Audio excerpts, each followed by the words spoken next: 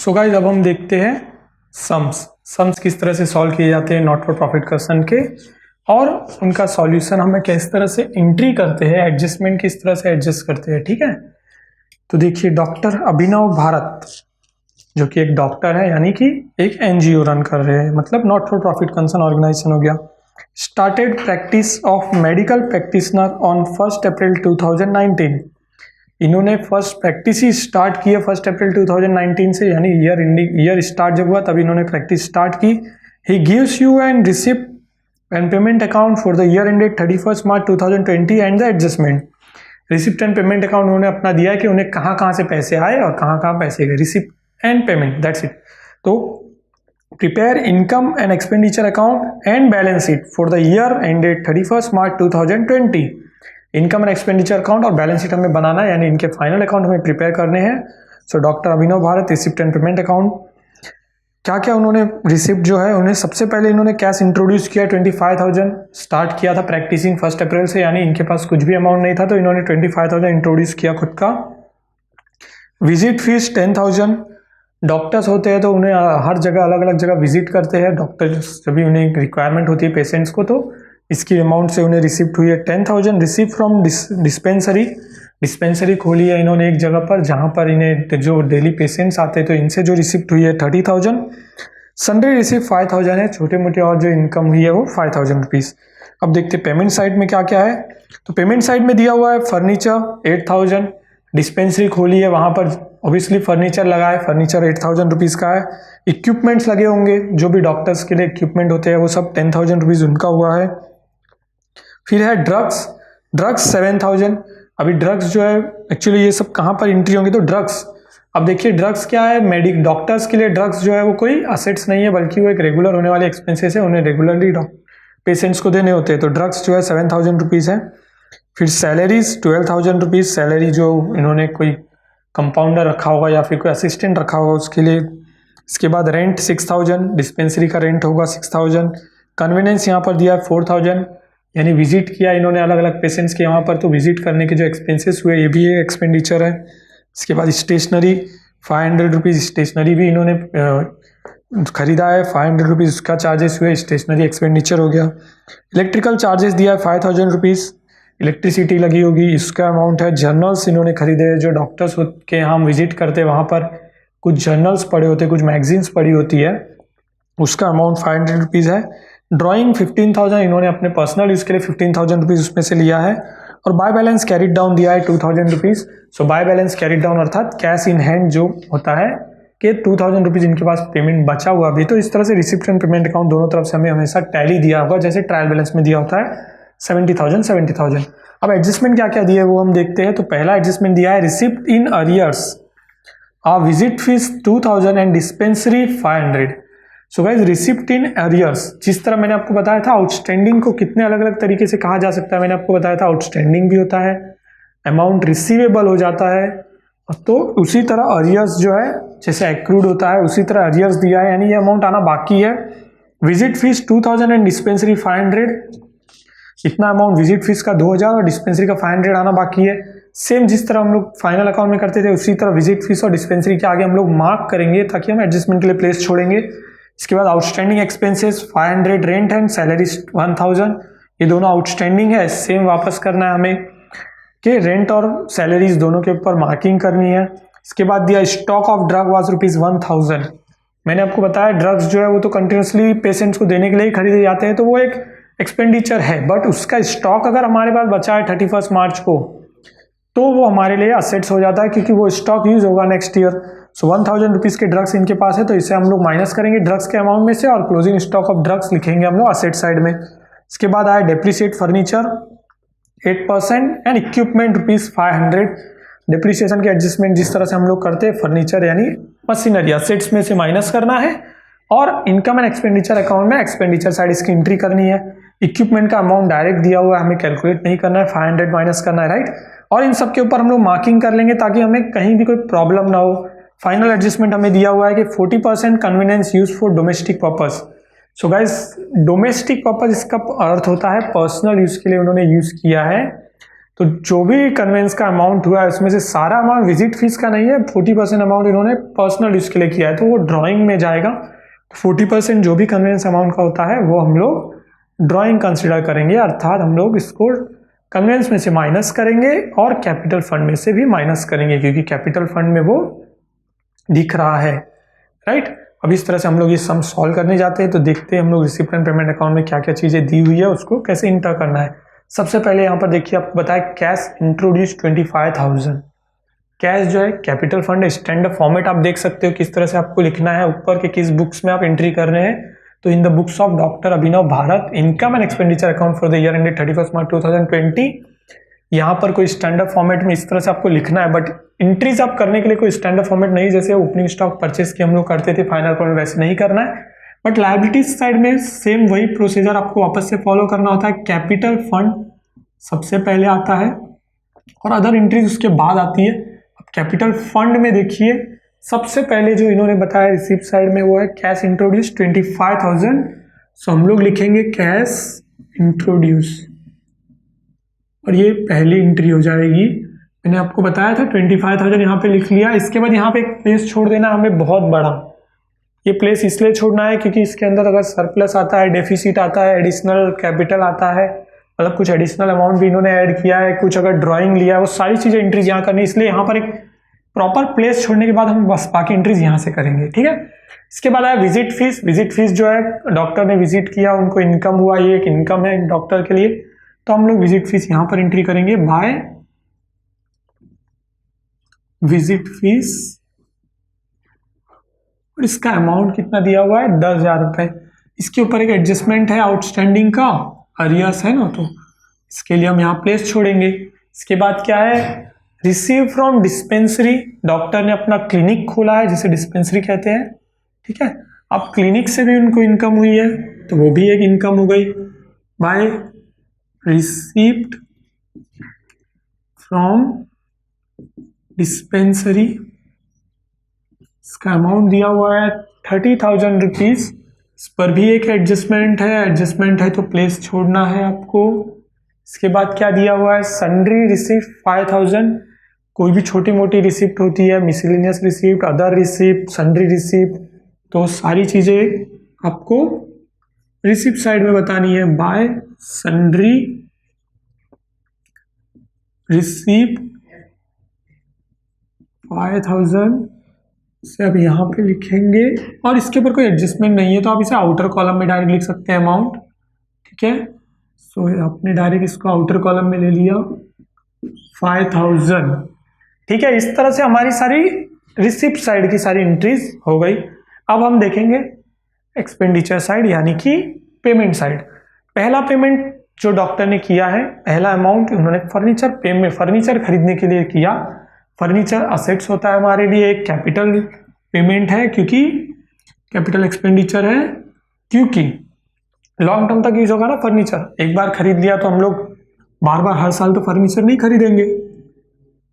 Furniture का amount यहां पर आएगा और फर्नीचर का अमाउंट कितना दिया हुआ है 8,000 रुपीज। इसके ऊपर डिप्रिसिएशन का एडजस्टमेंट है तो प्लेस छोड़ना है, 8,000 लिख लिया, प्लेस छोड़ दिया। इसके बाद क्या है इक्विपमेंट है। इक्विपमेंट भी एक बार खरीद लिए, रेगुलरली यूज होते रहेंगे, 10,000 रुपीज है। सो इक्विपमेंट की आप एंट्री करेंगे यहाँ पर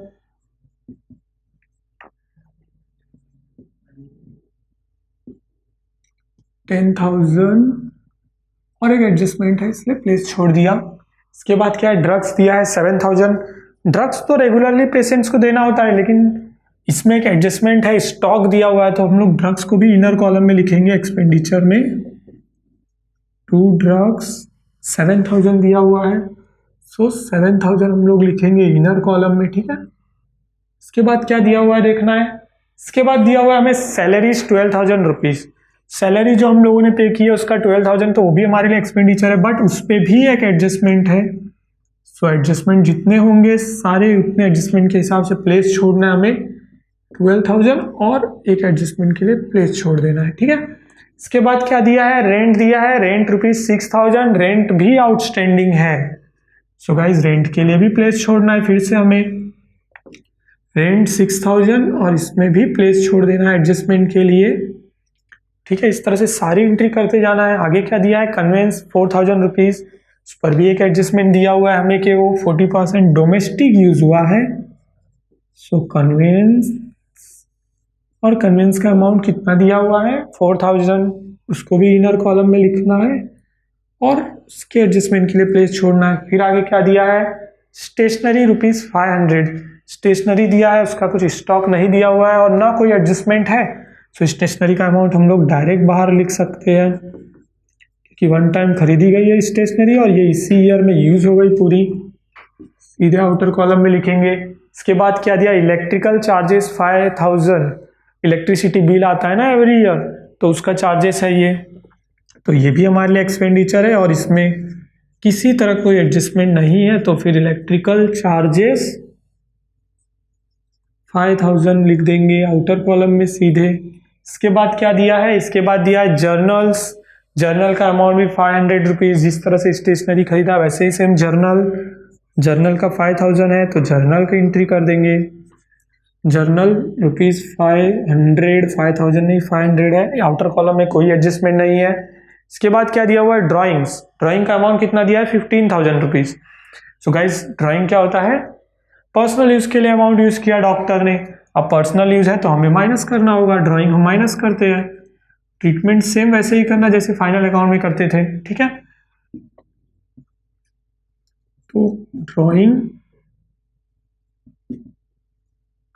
15000 दिया हुआ है, 15000 माइनस करना है हमें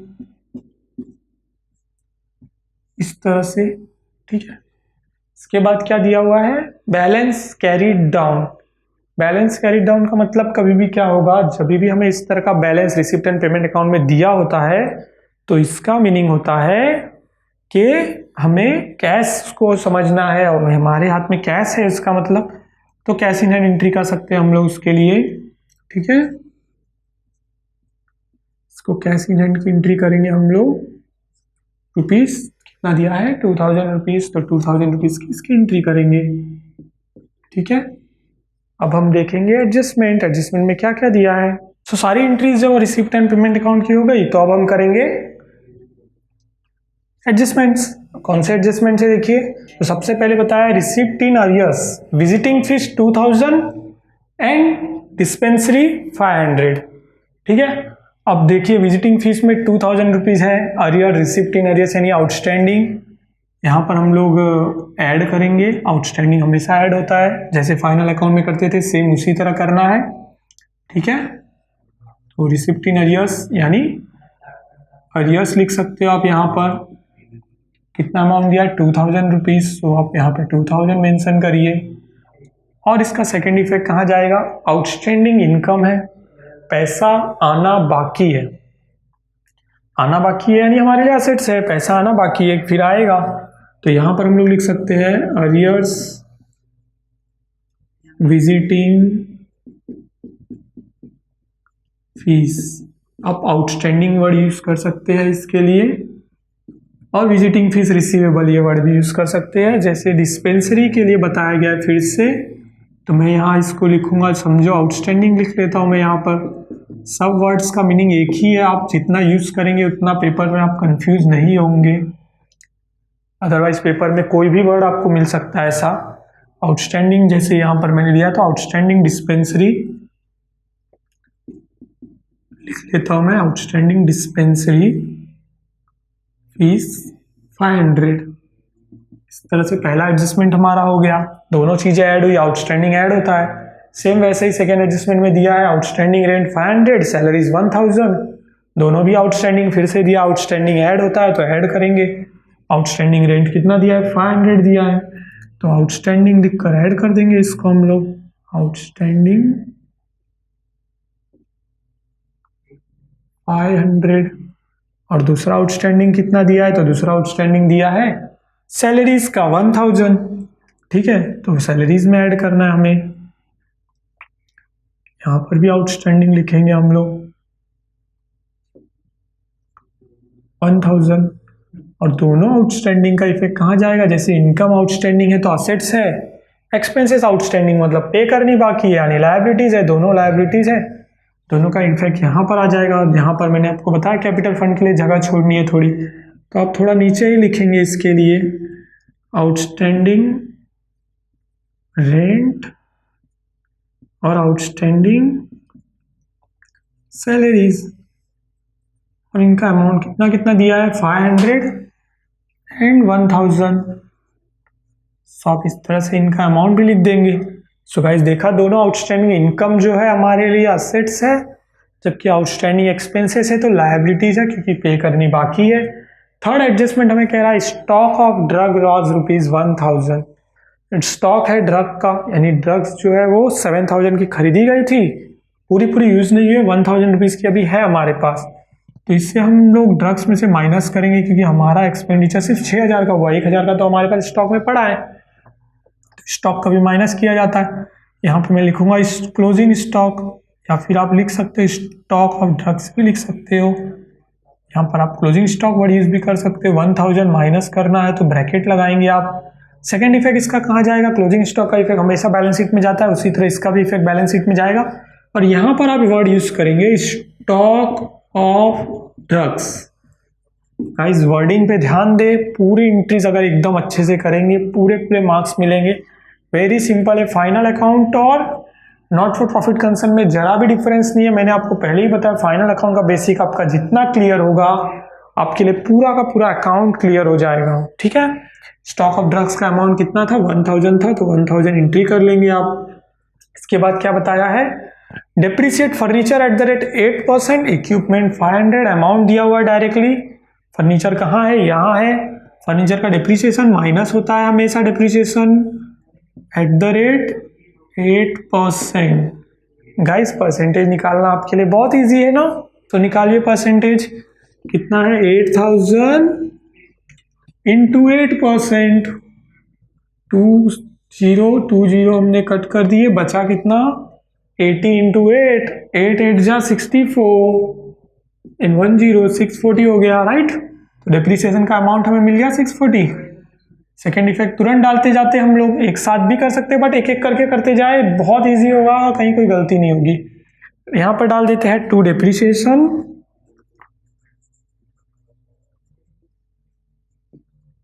हेडिंग कर लेंगे क्योंकि दो डिप्रिसिएशन है हमारे पास। हेडिंग करके फर्नीचर का अमाउंट पहले डाल देते हैं हम लोग। फर्नीचर का अमाउंट आया 640। सेकेंड अमाउंट है इक्विपमेंट का, जिसे कैलकुलेट करने की जरूरत नहीं क्योंकि वो स्पेसिफिक क्वेश्चन में मेंशन है, तो मेंशन है तो हम भी मेंशन कर दे डायरेक्ट, ज़्यादा बेटर है, राइट। यहाँ पर डिप्रिसिएशन ले लिया मैंने और यहाँ पर मैं कर लूँगा 500, और दोनों भी चीज़ें माइनस हो रही है, तो गाइस ब्रैकेट लगाना है आपको क्योंकि बिना ब्रैकेट के गलती होने के चांस हो जाते हैं, ठीक है। फर्नीचर आया, अभी आप यहाँ पर इक्विपमेंट लिख लेंगे। इक्विपमेंट का अमाउंट कितना है, 500 है, वो भी लिख लेंगे। इसके बाद क्या है, नेक्स्ट एडजस्टमेंट, जो कि हमारा लास्ट एडजस्टमेंट है, वो क्या बोलता है, convenience 40% means 40% of the convenience amount use for the domestic purpose. What do you mean by domestic purpose? So guys, domestic purpose means personal use, personal purpose के लिए यूज हुआ, यानी कि वो ऑर्गेनाइजेशन से रिलेटेड एक्सपेंसेस नहीं है। Final account में भी हमने देखा बिजनेस ऑर्गेनाइजेशन है, तो आप अगर पर्सनल यूज के लिए यूज करेंगे तो क्या वो गिना जाएगा, नहीं। वैसे ही यहाँ पर डॉक्टर ने अपने पर्सनल डोमेस्टिक यूज के लिए कन्वेंस का अमाउंट यूज किया है, सो हमें क्या करना है, कन्वेंस अमाउंट माइनस करना होगा। 40% लिख लूंगा मैं यहाँ पर, 40% डोमेस्टिक भी लिख लूंगा आगे। अब 40% डोमेस्टिक जब हमने किया 4000 का 40% निकालना पड़ेगा वो हमें। गाइस निकालना तो बहुत इजी है ना आपके लिए, 4000 इंटू 40%। अब जीरो आप किसी भी तरह से कट कर सकते हो, या तो इधर से करो या उधर से करो, तो बेटर वे ये है कि आप इस तरह से करेंगे तो सॉल्व करने में इजी होगा। देखिए 4 जा 16, 20 बचे हैं तो 20 1600 आया, वेरी इजी, राइट। तो इस तरह से हम लोग करेंगे। 1600 जो है वो डोमेस्टिक यूज के लिए यूज किया है डॉक्टर ने, हमें यहाँ से माइनस करना होगा, ठीक है। देखिए माइनस। सेकेंड इफेक्ट कहाँ जाएगा, तो ठीक पर्सनल यूज के लिए यूज किया है, तो ऑब्वियसली ड्राइंग है हमारे लिए। अब यहाँ से ड्राइंग माइनस करना है तो पहले हम लोग ये अमाउंट नीचे ले लेते हैं, 25 में से 15,000 जाएगा तो 10,000 बचेगा। यहाँ पर हम लोग लिखेंगे एडिशनल ड्राइंग, आप यूज कर सकते हैं एडिशनल ड्राइंग वर्ड, आप यूज कर सकते हो कुछ और भी। और यहाँ पर एक्सप्लेन कर देंगे आप छोटा सा हेडिंग में डोमेस्टिक कन्वीनियंस। तो जो एग्जामिनर है या फिर आप भी अपनी बुक कभी बाद में खोल रहे हो तो आपको भी इजी अंडरस्टैंडिंग होगा। अमाउंट आ रहा है 1600, ठीक है। इस तरह से ये एंट्री हो गई। ये सारे एडजस्टमेंट हो गए। देखिए जिस तरह से फाइनल अकाउंट में हिडन एडजस्टमेंट आते थे उस तरह से हिडन एडजस्टमेंट यहाँ पर भी आएंगे, बट इस सब में हमें शायद कोई हिडन एडजस्टमेंट नहीं है, और होता तो हम मार्किंग करके रखेंगे तो हमें पता चलेगा। अब इनर कॉलम के अमाउंट जब हम आउटर कॉलम में लेंगे हमें सारी चीजें क्लियरली पता चलेगी, एक क्लियर पिक्चर आ जाएगी कि हाँ सारी चीजें हो चुकी है एंट्री। देखते 7,000 में से 1,000 क्लोजिंग स्टॉक का माइनस करेंगे, कितना बचेगा गाइस? 6,000। सैलरीज में आउटस्टैंडिंग है 1,000 ऐड करना होगा हमें, 13,000 हो जाएगा। रेंट में भी आउटस्टैंडिंग है 500, 6,500 कितना हो जाएगा? 6,500 यहाँ पर लिखेंगे। इसके बाद क्या है? कन्वेंस है, उसमें माइनस करना था 1,600। 4,000 में से 1,600 गया गाइस, कितना बचेगा? 2,400। स्टेशनरी दिया है, इलेक्ट्रिकल चार्जेस दिया है, जर्नल कोई भी नहीं। यहाँ पर डिप्रिसिएशन का अमाउंट था उसको आउटर कॉलम में लेना होगा। 6 और 5 कितना होता है? 11। So it will be 1,140। Okay, यहाँ पर देखेंगे विजिटिंग फीस में भी 10,000 अमाउंट था and yes is given 2,000। So 10,000 and 2,000 will be 12,000 in outer column. Received from dispensary 30,000, outstanding is 500. So we have to add both. So it will be 30,500. Next हम लोग देखेंगे क्या आउटर कॉलम में जाना बाकी है। कैपिटल फंड एंड में use होता है जब हम लोग सरप्लस डेफिसिट चेक करेंगे, उसके बाद इसको क्लोज करते हैं। यहाँ पर देखेंगे फर्नीचर में डेप्रिसिएशन था 640। सो 8,000 में से 640 माइनस करना है। सो 640 जा रहा है तो 700 and 360 will be the amount. Okay, equipment 10,000 है, 500 डिडक्ट करना है। 500 डेप्रिसिएशन है जो डिडक्ट करेंगे तो आ जाएगा 9,500। गाइस देखिए यहाँ पर कोई एडजस्टमेंट पेंडिंग नहीं, यहाँ कोई नहीं पेंडिंग, सिर्फ ये है। इसमें से 1,600 हमें माइनस करना था। माइनस करने के बाद सरप्लस डेफिसिट जो भी आता है वो यहाँ पे लिखेंगे और फाइनल क्लोज करेंगे। क्लोज करने का तरीका बिल्कुल क्लियर है, सिर्फ 2 अकाउंट है, पहले इसे क्लोज करना है, फिर वो अमाउंट यहाँ कैपिटल फंड में ट्रांसफर करके इसे क्लोज करना है। अगर सरप्लस आता है कैपिटल फंड में ऐड करना है, डेफिसिट आता है कैपिटल फंड में से माइनस करना है। Very easy. तो क्लोजिंग की तरफ जाते हैं, देखेंगे हम किस तरफ का अमाउंट ज़्यादा है, दोनों तरफ की टोटल करेंगे। सेम मेथड यूज करना है, मेथड में ज़्यादा कुछ फर्क नहीं है। पूरा फाइनल अकाउंट और not for profit concern very easy, और आप पूरे इसमें से मतलब आपके पेपर का 25% से ज़्यादा मार्क्स कवर करता है ये दोनों चैप्टर्स। तो दोनों चैप्टर्स अगर आप क्लियर करते हो वेरी इजीली आप highest high to high marks के लिए जा सकते हो। गाइस देखिए 12,000, 30,000 और 5,000, 12, 5, 17 और 30, 57, 57,500 राइट, बराबर नहीं 47,500 राइट। सो गाइस यहाँ पर टोटल आएगी 47,500। सेम टोटल आप यहाँ पर मेंशन करेंगे 47,500। इस तरफ की टोटल करके इसमें से माइनस करेंगे। अगर इस तरफ का टोटल ज़्यादा है तो हम ये टोटल चेंज करेंगे, यहाँ की टोटल ज़्यादा है तो ये बैलेंसिंग फिगर में दिखना चाहिए ना नीचे टैली में, बट हम देखेंगे तो इस तरफ की टोटल ही ज़्यादा है इस सम में।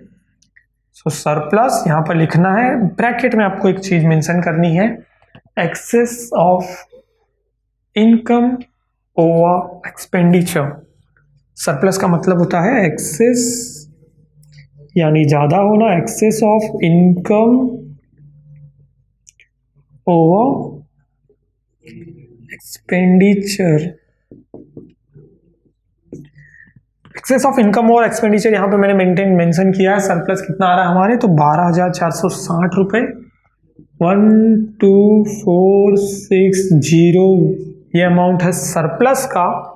कोई पार्टनर्स नहीं, कुछ नहीं, वेरी इजी, बहुत सिंपल। मेरे हिसाब से फाइनल अकाउंट से भी ज़्यादा सिंपल आपके लिए है not for profit concern. So guys देखिए सरप्लस हमें मिल गया 12,460 थी 460, जिसको हम लोग ट्रांसफर कर रहे हैं बैलेंस शीट में। अब बैलेंस शीट में कहाँ पे, यहाँ पे कैपिटल फंड में हमें ऐड करना है सरप्लस। सरप्लस का अमाउंट कितना है 12,460। लेकिन गाइस देखिए पहले ये अमाउंट हमें नीचे कैरी फॉरवर्ड करना होगा ना। जैसे 25,000 था, ड्राइंग उसमें ऐड हुआ 15,000, तो कितना हो गया, ड्राइंग लेस होने के बाद 10। अब एडिशनल ड्राइंग जो डोमेस्टिक कन्वेंस था 40%, 1600 उसका भी माइनस हो जाएगा, तो कितना बचा 8,400 एंड 12,000। इस तरह से ये फाइनल अपना कैपिटल फंड का अमाउंट हमको मिल जाएगा। बराबर कितना आ रहा है 12 एंड 8 कितना हो गया 20,000 एंड 860, राइट। 20,000 एंड 860 ये अमाउंट हो गया। इस तरह से अब हम लोग फाइनल टोटल करेंगे बैलेंस शीट का, और हमारा बैलेंस शीट दोनों तरफ टैली होना चाहिए।